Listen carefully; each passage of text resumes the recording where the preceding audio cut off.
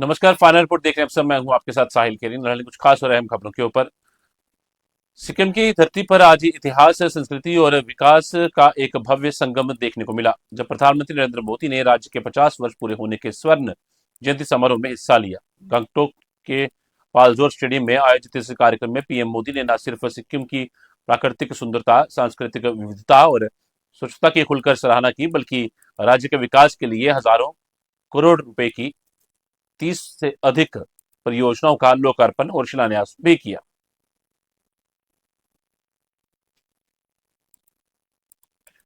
तो सबसे पहले आपको बताते हैं जिस तरह से जो हालात मध्य पूर्व में बने हुए हैं और उन सब के बीच में जब अराकची पहुंचते हैं और रूस और उनकी मुलाकात जो है व्लादिमीर पुतिन से होती है, तो वहां पर क्या कुछ रहा, इस पर देखिए हमारी खास रिपोर्ट।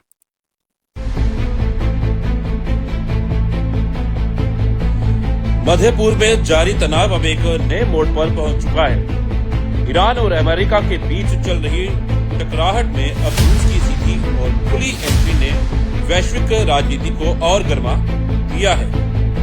ईरान ने पहली बार संकेत दिए हैं कि वे हॉर्मुज जल डमरू मध्य यानी स्ट्रेट ऑफ हॉर्मुज खोलने को तैयार है, लेकिन उसकी अपनी शर्तें हैं। तेहरान चाहता है कि पहले अमेरिका और इजराइल के साथ चल रहा संघर्ष खत्म हो, आगे हमले न करने की गारंटी मिले और समुद्री नाकेबंदी हटाई जाए। इसके बाद ही ईरान परमाणु कार्यक्रम और यूरेनियम संवर्धन जैसे संवेदनशील मुद्दों पर बातचीत के लिए तैयार है, लेकिन अमेरिका इस फार्मूले को मानने को तैयार नहीं दिख रहा। डोनाल्ड ट्रंप ने 2 दिन में दूसरी बार ईरान के प्रस्ताव को ठुकरा दिया। वाशिंगटन का कहना है कि बिना परमाणु कार्यक्रम पर समाधान के हॉर्मुज खोलना रणनीतिक रूप से अमेरिका को कमजोर करेगा। इसी बीच ईरानी विदेश मंत्री अब्बास अरागची रूस पहुंचे और सीधे राष्ट्रपति व्लादिमीर पुतिन से मुलाकात की। ये मुलाकात बेहद अहम मानी जा रही है, क्योंकि आमतौर पर विदेश मंत्री राष्ट्रपति से सीधे नहीं मिलते। पुतिन ने साफ कहा कि रूस ईरान के हितों की रक्षा के लिए हर संभव मदद करेगा। मॉस्को पहले ही अमेरिकी और इजरायली हमलों की आलोचना कर चुका है और अब खुद को मध्यस्थ के रूप में पेश कर रहा है। रूस ने यहां तक प्रस्ताव दिया है कि ईरान का संवर्धित यूरेनियम वे अपने पास सुरक्षित रख सकता है, ताकि परमाणु विवाद को शांत किया जा सके। ये प्रस्ताव अमेरिका के लिए एक बड़ा रणनीतिक संदेश माना जा रहा है। उधर हॉर्मुज संकट का असर वैश्विक तेल बाजार पर साफ दिखाई दे रहा है। ब्रेंट क्रूड $108 प्रति बैरल के पार पहुंच चुका है और एशिया प्रशांत देशों ने ऊर्जा सुरक्षा को लेकर चिंता जताई है। विशेषज्ञ मानते हैं कि यह सिर्फ ईरान अमेरिका का संघर्ष नहीं, बल्कि वैश्विक शक्ति संतुलन की नई लड़ाई है, जहां एक तरफ वाशिंगटन है, दूसरी तरफ मॉस्को तेहरान के साथ खड़ा दिख रहा है। अब सबसे बड़ा सवाल यही है, क्या ये कूटनीति से सुलझेगा या दुनिया एक और बड़े भू राजनीतिक टकराव की तरफ बढ़ रही है। सिक्किम की धरती पर आज इतिहास, संस्कृति और विकास का एक भव्य संगम देखने को मिला, जब प्रधानमंत्री नरेंद्र मोदी ने राज्य के 50 वर्ष पूरे होने के स्वर्ण जयंती समारोह में हिस्सा लिया। गंगटोक के पालजोर स्टेडियम में आयोजित इस कार्यक्रम में पीएम मोदी ने न सिर्फ सिक्किम की प्राकृतिक सुंदरता, सांस्कृतिक विविधता और स्वच्छता की खुलकर सराहना की, बल्कि राज्य के विकास के लिए हजारों करोड़ रुपए की 30 से अधिक परियोजनाओं का लोकार्पण और शिलान्यास भी किया। प्रधानमंत्री ने सिक्किम को पूरब का स्वर्ग और नॉर्थ ईस्ट को भारत की अष्टलक्ष्मी बताया। उन्होंने कहा कि सिक्किम केवल एक राज्य नहीं, बल्कि विकास, विरासत, ऑर्गेनिक खेती, पर्यटन, खेल और पर्यावरण संरक्षण का राष्ट्रीय मॉडल है। साथियों, आज हमें सिक्किम की 50 वर्ष की यात्रा का उत्सव मनाने का अवसर मिला है। जब अवसर इतना ऐतिहासिक हो और इतने दिव्य माहौल में हो रहा हो, तो उसकी भव्यता कई गुना बढ़ जाती है। पालजोर का ये स्टेडियम आज उसी अद्भुत आभा से भरा हुआ है।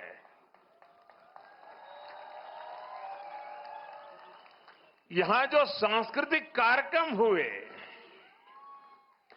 कलाकारों की मुग्ध कर देने वाली प्रस्तुतियां हुई, सिक्किम के आप लोगों का जो उत्साह दिखा,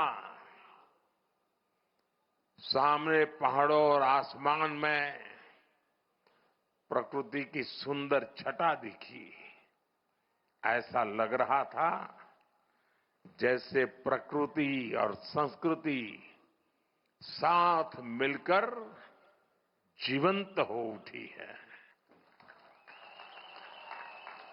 वाकई ये स्मृतियां हमेशा मेरे दिल में बनी रहेगी।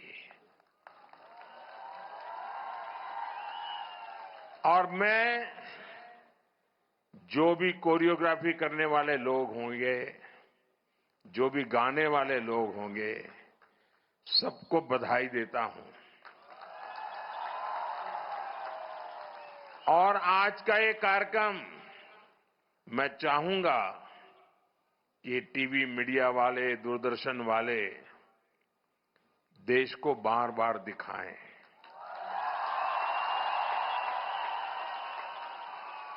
जब देश में राजनीतिक स्वार्थ के चलते भाषावाद, प्रांतवाद, ऊंच नीच, देश में भेदभाव के लिए लगातार कोशिश हो रही है, आज सिक्किम ने एक भारत श्रेष्ठ भारत के दर्शन करा दिए। उन्होंने इस छोटे से कार्यक्रम में पूरा हिंदुस्तान आंखों के सामने खड़ा कर दिया। और अभी भी जो उन्होंने बैठने की रचना की है, मुझे ऊपर से दिखता है पूरा हिंदुस्तान है। और जो जिस प्रदेश का है वैसे ही परिवेश है। उधर गुजरात तो गुजराती कपड़ों में लोग बैठे हैं। वाकई वाकई आपने दिल जीत लिया। ये मोदी का दिल पूरे हिंदुस्तान का दिल जीत लिया है आज। यही तो भारत भक्ति होती है, यही तो देशभक्ति होती है। नई पीढ़ी में इसी से देशभक्ति के भाव जगते हैं। बहुत बहुत बधाई आप लोगों को। साथियों, सिक्किम आने पर मुझे इसलिए भी बहुत खुशी है क्योंकि पिछली बार मैं खराब मौसम के कारण यहां तक नहीं पहुंच पाया था। मुझे बागडोगरा से ऑनलाइन ही आपसे जुड़ना पड़ा था। आपसे यहां आकर न मिल पाने की वो कसक मेरे मन में बनी हुई थी। और जब भी प्रेम सिंह जी मिलते थे ना, तो मेरी आंखें झुक जाती थी। क्या आपने इतनी मेहनत की, मैं आ नहीं पाया। और इसलिए मैं इंतजार में था। वो इंतजार भी आज इस अवसर के माध्यम। जलवायु परिवर्तन आज सिर्फ पर्यावरण की चुनौती नहीं, बल्कि खेती, किसानी और देश की खाद्य सुरक्षा के लिए भी एक बड़ा खतरा बन चुका है। बदलते मौसम, अनियमित बारिश, सूखा, बाढ़ और बढ़ते तापमान का सीधा असर किसानों की आय और कृषि उत्पादन पर पड़ रहा है। ऐसे समय में जम्मू के शेर Kashmir university of agricultural sciences and technology Jammu में आयोजित राष्ट्रीय शिखर सम्मेलन ने इस गंभीर मुद्दे पर देश का ध्यान केंद्रित किया। Sustainable and climate resilient ecosystem innovations and policy framework विषय पर आयोजित इस नेशनल समिट में जम्मू कश्मीर के उपराज्यपाल ने हिस्सा लिया और जलवायु परिवर्तन से कृषि एवं संबद्ध क्षेत्रों पर पड़ सकते प्रभावों पर विस्तार से बात की। उपराज्यपाल ने कहा कि अब पारंपरिक खेती के साथ जलवायु अनुकूल और टिकाऊ कृषि मॉडल अपनाना समय की सबसे बड़ी जरूरत है। उन्होंने नीति स्तर पर ऐसे ठोस कदमों पर जोर दिया जो किसानों को भविष्य की चुनौतियों के लिए तैयार कर सकें। अचानक आने वाली हीट वेव्स, अनिश्चित और असंतुलित बारिश, असमय फ्रॉस्ट इवेंट्स, लंबे सूखे और फिर प्रलयंकारी बाढ़, नए कीट और रोग जो पहले हम नहीं जानते थे या दिखते नहीं थे, ये सब भी अब हकीकत बनते जा रहे हैं।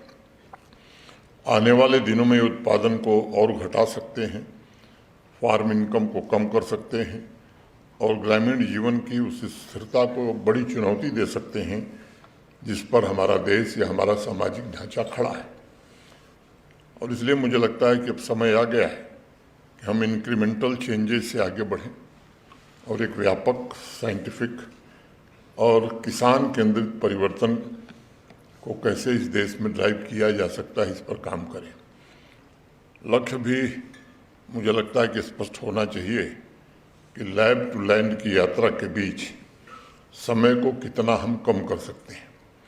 मैं सभी साइंटिस्ट और पॉलिसी मेकर्स से यह आग्रह करूंगा कि अब इस बात को सोचने की आवश्यकता है कि मार्जिनल फार्मर्स क्लाइमेट चेंज के लिए सबसे कम जिम्मेदार है, पर सबसे ज़्यादा प्रभावित भी वही है। और इसलिए उनके साथ न्याय कैसे हो, इसको कैसे सुनिश्चित किया जा सकता है। दूसरी बात, किसान केवल अन्न उत्पादक नहीं है।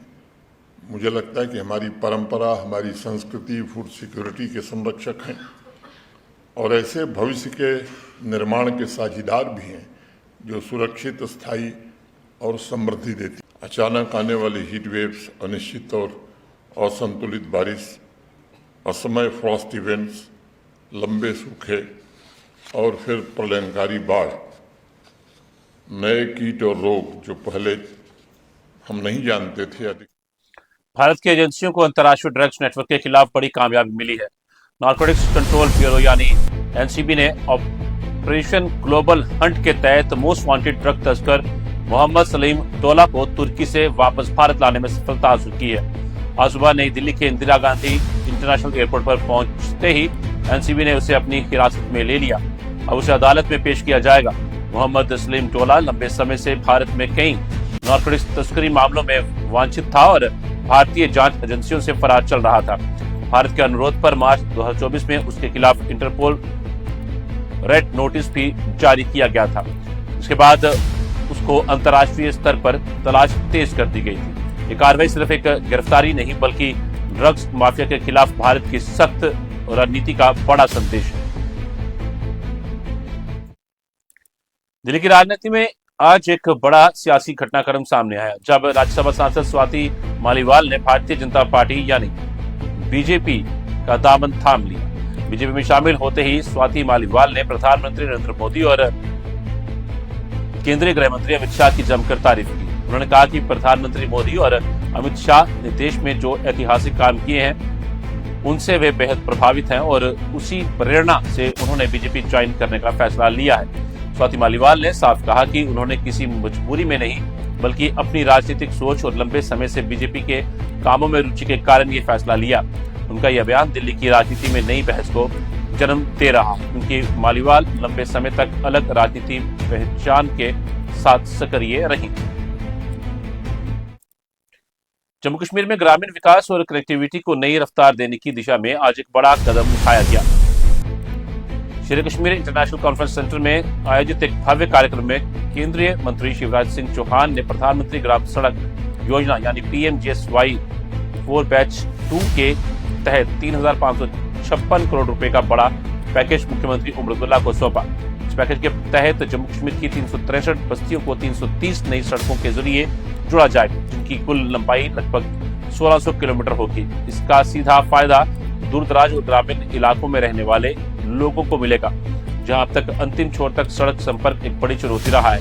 मुख्यमंत्री उमर अब्दुल्ला ने आश्वासन दिया कि इस परियोजना पर जल्द काम शुरू होगा और उन्होंने केंद्रीय मंत्री शिवराज सिंह चौहान का लगातार सहयोग के लिए आभार भी जताया। दिल्ली से बड़ी खेल खबर सामने आई है। भारतीय क्रिकेट के सुपरस्टार विराट कोहली ने आज राजधानी के आरके पुरम स्थित डीपीएस स्कूल में वेस्ट दिल्ली क्रिकेट अकादमी की नई शाखा का उद्घाटन किया। इस खास मौके पर उनके बचपन के कोच राजकुमार शर्मा भी उनके साथ मौजूद रहे। ये सिर्फ एक अकादमी का उद्घाटन नहीं बल्कि नई पीढ़ी के क्रिकेटरों के सपनों को नई उड़ान देने की शुरुआत मानी जा रही है। विराट कोहली ने अपने संघर्ष, अनुशासन और मेहनत से जिस मुकाम को हासिल किया, वही प्रेरणा अब युवा खिलाड़ियों तक पहुंचाने की कोशिश की जा रही है। कार्यक्रम के दौरान युवा खिलाड़ियों और क्रिकेट प्रेमियों में जबरदस्त उत्साह देखने को मिला। कोहली की एक झलक पाने के लिए बड़ी संख्या में प्रशंसक वहां पहुंचे। खास बात ये रही कि अपने गुरु राजकुमार शर्मा के साथ मंच साझा करते हुए विराट भावुक भी नजर आए। ये अकादमी भविष्य के क्रिकेट सितारों को तैयार करने की दिशा में एक बड़ा कदम मानी जा रही है, जहां प्रतिभा को सही मार्गदर्शन और अवसर मिलेगा। रक्षा मंत्री राजनाथ सिंह ने किर्गिस्तान की राजधानी बिश्केक में आयोजित शंघाई कॉरपोरेशन ऑर्गेनाइजेशन रक्षा मंत्रियों की बैठक में हिस्सा लिया और वैश्विक सुरक्षा, आतंकवाद और बढ़ते एक तरफावाद पर भारत का स्पष्ट संदेश दिया।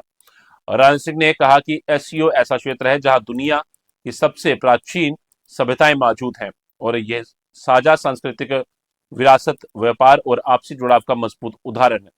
उन्होंने कहा कि आज के दौर में जब दुनिया बंटाव, संघर्ष और बढ़ते तनाव का सामना कर रही है, तब एससीओ जैसे मंचों की भूमिका और भी महत्वपूर्ण हो जाती है। उन्होंने चिंता जताई कि वैश्विक सहमति की नींव कमजोर हो रही है और सहमति की आवाजें पहल से अधिक तेज हो गई हैं। रक्षा मंत्री ने कहा कि दुनिया इस समय एक निर्णायक मोड़ पर खड़ी है, जहां लगातार संघर्षों ने जान माल का भारी नुकसान किया है। उन्होंने जोर देकर कहा कि रक्षा और सुरक्षा से जुड़े देशों को मिलकर इन चुनौतियों का समाधान निकालना होगा। साथ ही ऑपरेशन सिंदूर का उल्लेख करते हुए उन्होंने साफ कहा कि भारत ने यह स्पष्ट कर दिया है कि आतंकवाद के केंद्र अब किसी भी सूरत में सजा से नहीं बच सकते। ये भारत के आतंकवाद और उसके समर्थकों के खिलाफ जीरो टॉलरेंस की नीति का प्रमाण है। संकटों का सामना कर रही है। पिछले कुछ वर्षों में लगातार हुए संघर्षों ने जान माल का भारी नुकसान भी किया है और यह सिलसिला चिंताजनक रूप से जारी है। डिफेंस और सिक्योरिटी से जुड़े होने के नाते यह हमारे लिए आत्ममंथन का समय है ताकि हम इस स्थिति से निपटने के लिए प्रभावी कदम उठा सकें। एक्सेलेंसी, इसी समय हम एक्सट्रीमिज्म, रेडिकलिज्म और टेररिज्म के रूप में एक और गंभीर चुनौती का सामना कर रहे हैं।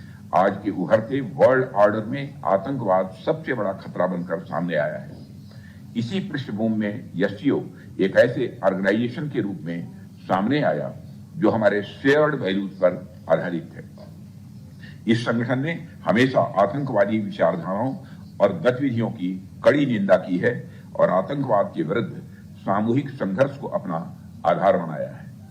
इसलिए आतंकवाद के खिलाफ लड़ाई इस संगठन के मूल सिद्धांतों में शामिल है। एक्सेलेंसी, पिछले वर्ष तियानजिन डिक्लेरेशन ने आतंकवाद के विरुद्ध हमारे दृढ़ और एकजुट रुख को स्पष्ट रूप से सामने रखा था। कुछ ही दिन पहले 22 अप्रैल को हमने पहलगाम में हुए भीषण आतंकी हमले के पीड़ितों को श्रद्धांजलि दी है। उस घटना ने न केवल एक क्षेत्र बल्कि पूरी मानवता को झकझोर कर रख दिया था। ऑपरेशन सिंदूर के दौरान हमने यह स्पष्ट कर दिया कि आतंकवाद के केंद्र अब सजा पाने से किसी प्रकार से बच नहीं सकते। आतंकवाद और उसके समर्थकों के प्रति यह हमारे जीरो टॉलरेंस के दृष्टिकोण का प्रमाण था, जिसे प्रतिष्ठित मंच ने भी स्वीकार किया है। लेकिन हमारी कलेक्टिव क्रेडिबिलिटी अपनी कसौटी पर तब खरी उतरती है जब इसकी निरंतरता बनी रहे। हमें यह नहीं भूलना चाहिए कि आतंकवाद का न कोई देश होता है और न कोई धर्म। टेररिज्म और इनोसेंट ह्यूमैनिटेरियन लॉस के लिए कोई भी वजह, चाहे वह वास्तविक हो या काल्पनिक, जायज नहीं है। एक्सेलेंसी, इस संदर्भ में एससीओ के रीजनल एंटी टेररिस्ट स्ट्रक्चर ने एक बहुत महत्वपूर्ण भूमिका निभाई है। भारत की चेयरमैनशिप के दौरान countering radicalization leading to terrorism, separatism and extremism के विषय में जारी हेड्स ऑफ स्टेट का ज्वाइंट स्टेटमेंट हमारी शेयर्ड कमिटमेंट को दिखाता है। इन तीनों इवेंट्स से निपटने के लिए एक यूनिफाइड फ्रंट की जरूरत है जो सेफ हेवंस को खत्म करे और किसी भी पॉलिटिकल एक्सेप्शंस को अस्वीकार करे। हमें state sponsored cross border terrorism को नजरअंदाज नहीं करना चाहिए, जो किसी भी देश की संप्रभुता पर सीधा आघात करता है। इस विषय में दोहरे मानदंडों के लिए कोई स्थान नहीं है और एससीओ को उन लोगों के खिलाफ। आम आदमी पार्टी के विधायक महराज मलिक का आज कड़ी सुरक्षा व्यवस्था के बीच कठुआ जेल से रिहा हो गए। उनकी रिहाई के साथ ही समर्थकों में जबरदस्त उत्साह देखने को मिला। सुबह से ही जेल के बाहर बड़ी संख्या में कार्यकर्ता और समर्थक जमा होने लगे थे। ढोल नगाड़ों, मिठाइयों और नारों के बीच अपने नेता का भव्य स्वागत किया गया। जैसे महराज मलिक जेल से बाहर आए, समर्थकों ने फूल मालाओं से उनका अभिनंदन किया और पूरे इलाके में जश्न का माहौल बन गया। यह रिहाई जम्मू कश्मीर के लद्दाख हाईकोर्ट द्वारा उनके खिलाफ लगाए गए पब्लिक सेफ्टी एक्ट यानी पीएसए के तहत दर्ज निरोध आदेश को रद्द किए जाने के बाद संभव हुई। अदालत ने माना कि उनके खिलाफ लगाए गए आरोप सामान्य आपराधिक कानूनों के दायरे में आते हैं और पीएसए लगाना उचित नहीं था। महराज को कैद किया था, असल में ये वक्त की कैदी है। लोगों का नुकसान हुआ, परेशानी हमें नहीं थी, हमारे जैसे हजारों जेल की सलाखों के अंदर है।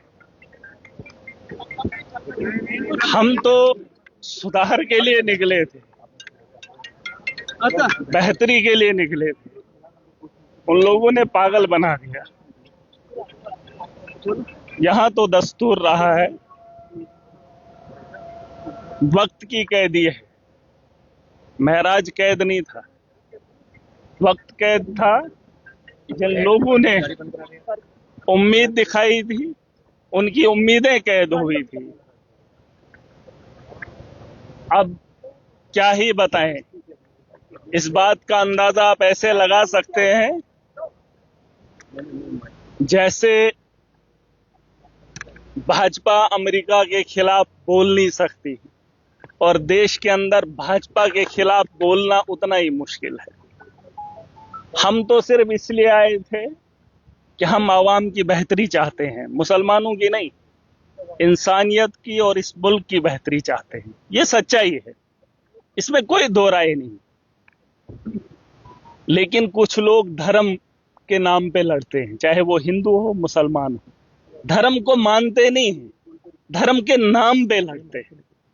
अगर धर्म है तो धर्म पे चलना सीखो, और कोई भी धर्म ऐसा नहीं कहता है कि इंसानियत को खराब करने का काम करे।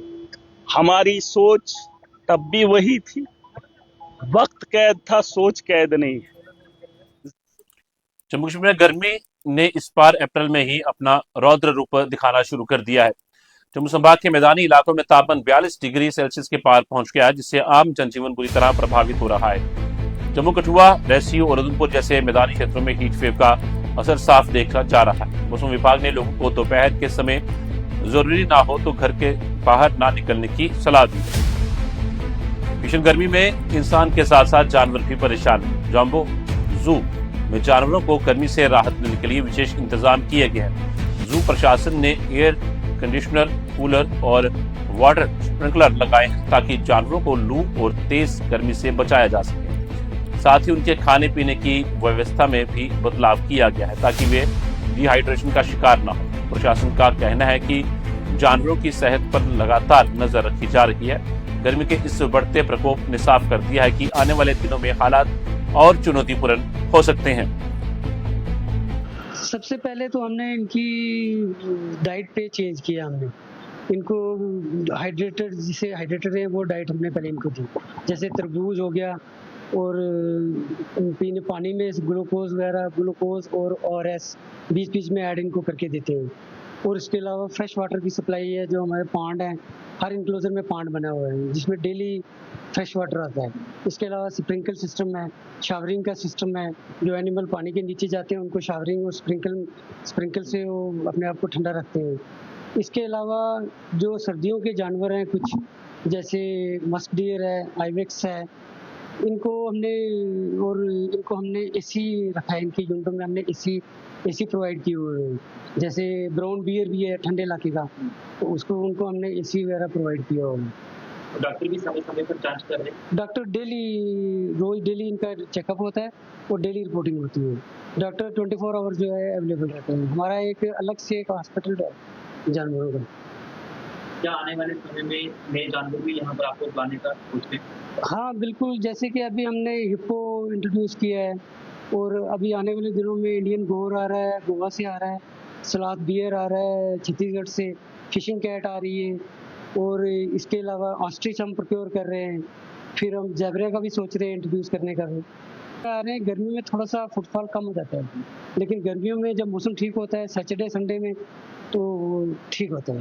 अलग अलग किसी इंक्लोजर के अलावा हमने एक छोटा सा, जैसे हम देसी लोकल एक ग्रास होता है, खड़काना उसको बोलते हैं, उसका एक क्लोजर बनाया हुआ है। उसके छत के ऊपर वो घास वगैरह वो डाली होती है, फिर जूट के बैग होते हैं वो डाल के तो उसको पानी से हम वो वेट रखते हैं ताकि इनको वो ठंडक महसूस होती रहे। मौसम के हिसाब से इनका वैसे अरेंजमेंट हम चेंज करते रहते हैं डाइट में।